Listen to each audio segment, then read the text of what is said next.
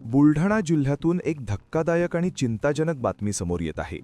Petrol diesel संपणार असल्याच्या अफवेमुळे नागरिकांमध्ये घबराट पसरली असून खामगाव तालुक्यातील आंबेटाकळी येथे लोकांनी चक्क बॅरल, कॅन आणि विविध भांड्यांमध्ये इंधन साठवण्यास सुरुवात केली आहे.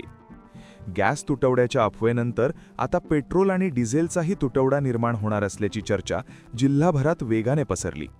या अफवेचा परिणाम म्हणून शहरांसह ग्रामीण भागातील पेट्रोल पंपांवर नागरिकांची मोठी गर्दी उसळलेली पाहायला मिळत आहे.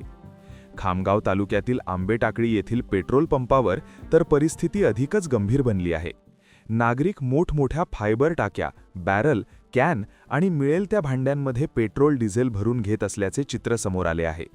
आपला Vidarbha live bureau report, Buldhana.